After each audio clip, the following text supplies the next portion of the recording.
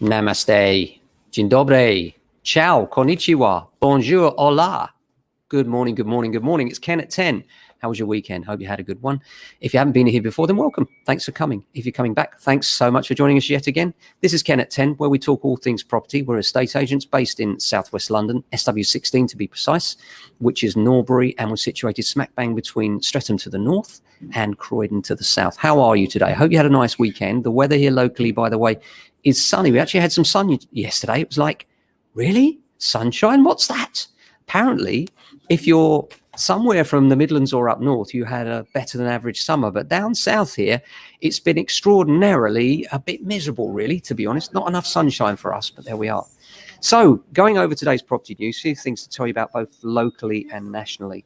First of all, and this is not mortgage advice, I hasten to add, because if you need mortgage advice, you should seek advice from an independent financial advisor. But it is good to see this. Self-employed no longer left out of mortgage deals. This is a headline in the Times today. Banks and lenders are no longer ruling out the self-employed for mortgages if they've taken support during the pandemic. Halifax this week said it would no longer ask workers if they had taken self-employment income support and would make eligibility calculations based on income over the last 2 years. Previously, business owners who said they'd taken out loans find it hard to get a mortgage. NatWest removed its ban on self-employed borrowers who had taken government grants last month, as long as the loans had not been in the past 3 months. HSBC has also stopped comparing businesses' earnings with those from before the pandemic and will work out an average income over the past 2 years. Similarly, Santander is assessing income based on 2019-20 figures instead of last year's. Well, that's good news, isn't it? Lenders at last taking a logical approach, and hopefully if you've been stuck in that situation, there is now, options there for you. As I say, get yourself an independent financial advisor. This is purely educational and not for mortgage purposes. Towns with the biggest price rises. We always like a headline about prices, don't we? This is one in the Telegraph. The Telegraph love a good property headline, don't they? I always remember a lady saying to me many years ago, "Do you take the Telegraph, Mr. Hume?" Just love that expression, to take the Telegraph. Not to read it, but to take it. She was actually an economic advisor to Maggie Thatcher's government. Incredible lady. She was retired when I met her, and what an extraordinary character she was. But anyway, back to the headline, the Daily Telegraph. Towns with the biggest house price rises. This is data from Rightmove, and it's revealed that the UK towns that have seen the biggest property price rises over the last year include the former industrial town of Rawtenstall in Lancashire. That was the most sought after, and the asking prices rose more quickly than anywhere else in Britain. The average price, asking price that is, rose from 208,000 in July to 250,000 in July this year. That's July a year ago, of course. That's an increase of 21%. And Cornwall overtook London as the most searched for location by buyers earlier this year, according to the property portal, with the south coast town of St Austell recording the second biggest jump in asking prices in the country. In July last year, sellers asked for an average of £236,000, but in 12 months, this has risen to £285,000. That's extraordinary, isn't it? What a jump. Meanwhile, Earlham in Greater Manchester has seen prices jump by 19% in the space of a year to an average of £227,000. Further south, asking prices soared by 19% in the market town of Sandbach in Cheshire and Aberdare in South Wales. In Sandbach, price tags of property coming to market rose from around 251 to 300. Tidy little 50k almost increase there. And in Aberdare, they rose from 163,000 to 137,000 last year. Interesting. And yet here in London, we've been out in the cold pretty much. It hasn't risen that much at all. But nonetheless, we have had a little jump. But most importantly, confidence is there. And that's the big thing. In the property market, prices can go up, they can go down.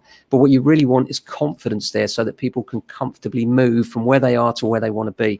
So that's what most people want to do. And what you'll find is that most of the time when you're looking at a move, you're taking the asset that you've already got and actually placing it elsewhere. So if you've got equity of 100,000 in your home and you're moving that from here to another area, you're not coming out of the market. It's just a paper exercise, really, providing that paper exercise works. Unfortunately, for a lot of people, where they're making that exodus out to these holiday type destinations, and those holiday type destinations have gone up considerably, the gap is bigger than it used to be, and people are struggling on that basis. Put on top of that the fact that a lot of people that were moving this year decided to bring that decision forward before July for obvious reasons, for the stamp duty benefit of 15,000. That means that there's less property available than ever, and that is making prices hold up very well. And the undersupply of property makes it a really surprisingly good time to sell regardless of that incentive. This is a good job. Want a new job, anyone? You're going to like this one. This is in the Daily Star. Where else? And this is from a conveyancing firm, My Home Move Conveyancing. Not a particular fan of the firm, but there we are. A conveyancing firm is offering to pay a mansion tester. Fancy that job? Up to £500 to stay in one of the UK's most beautiful properties. Dubbed the world's best job, the role involves testing the heated swimming pool, playing pool in the Georgian Properties Games Room, or working out in the private gym. The newly appointed mansion tester will stay at the luxurious Grade 2 listed Manor Holcombe in Somerset for free, as well as getting £500 for their troubles. They're also asked to review the online services conveyancing company, My Home Move. Yeah, I think I could live with that for £500 and a bit of luxury for nothing, and then getting some spending money on top of that. Not a bad job at all. Good work if you can get it. Get yourself applied. Apart from that, retail.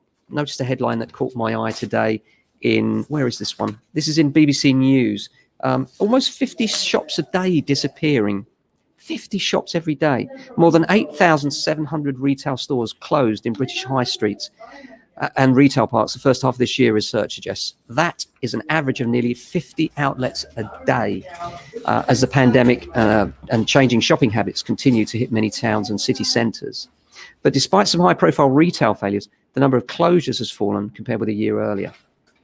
Well, this is interesting. You know, I've said for a long time now, we're in a generation where we can really have a massive impact on what goes on with these centres for the future, because it needs to change, doesn't it? All these derelict retail centres, you know, we need to rethink them, and we need some really smart town planners and some really good thinking about what the community needs and what we can get for the community.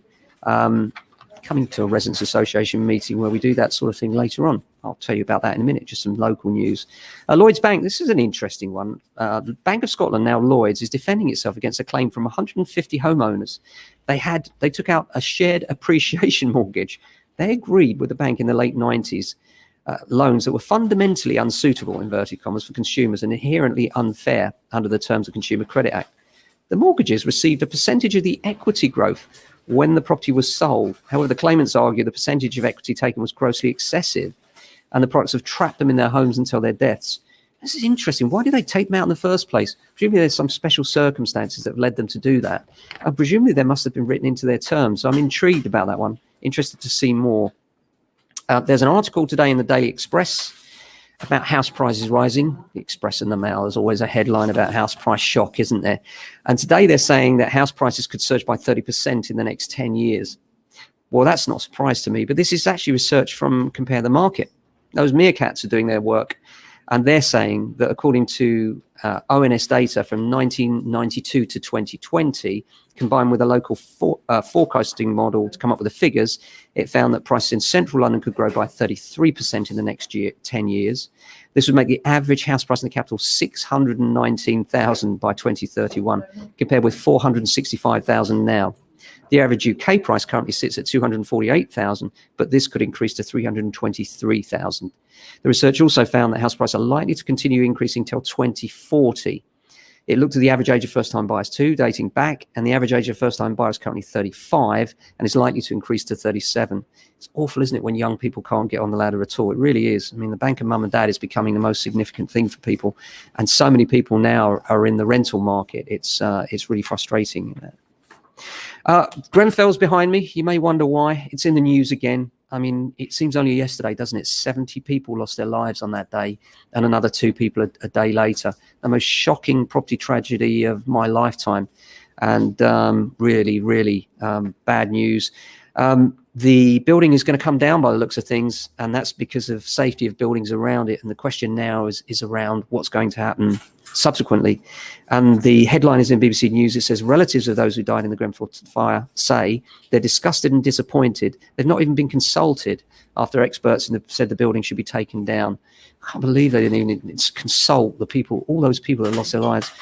The Sunday Times reported ministers were set to announce it would be demolished for safety reasons, but those affected by the tragedy say no action should be taken until a decision is made on a lasting memorial. The government said a final decision on the tower had yet to be taken. It added no changes to the structure would be made before the 5th anniversary, which comes up next year in June 2022. Now, lastly, that's the property headlines for the day. Lastly, just a quick reminder, we do have a local property meeting if you are a local person and you'd like to come along, and we'll be giving out the first Norbury Community Awards, which I'm proud to say they've asked me to give out. So I'm very delighted to do so, and they're very deserving recipients as well. They don't know who they are yet, so it's quite lovely for me to be able to surprise them tomorrow. And that's the Pollards Hill Residents Association meeting, and it's right here in Norbury, at Norbury Methodist Church. And if you're in the area, if you're a Pollards Hill resident or not, come along. Let's hear what the community is saying, what's going on locally, and it's a really great meeting always. It's always really well attended, a bunch of lovely people that do it all outside of their own work, and really do. They are one of the most organised residents associations. Really great. So please do come along if you can, especially if you're in Pollards Hill. But if you're local and you've got the time, it starts at 7:30 tomorrow night, Norbury Methodist Church. Apart from that, busy day on valuations today, I'm pleased to say. We need the stock. We're struggling for stock on lettings and sales. This is putting pressure on prices. Prices for both rental properties and for sale properties are being pressured by this. So if you're thinking of getting a valuation, if you're thinking of moving this year, the window in September is quite small. You know, if you're looking to sell and you want to get it done this year, you need to sell ideally in September. Why? We've spoken about it many times. It's the mums market. The children are now back at school. We're the second week in. This is the busy week. This is where people start to hunt for their homes. Once you get into mid-October, the weather's dark and cold. People start to give up. They decide to make their search in the new year. You know, the Christmas period, whether you celebrate it or not, seems to be very finite. The new year certainly is. So people either do it before or after. Very rarely do they want that transaction to go over that period. So if you're thinking of moving, bearing in mind the average transaction time is taking 10 to 12 weeks at the moment, it's a really good time to be thinking about marketing and making sure you get your buyer on board within the next few weeks. That's it for today. Thanks so much for watching. We'll be back again with another Ken at 10 tomorrow. Please do like and share. We'll speak to you soon. Take care.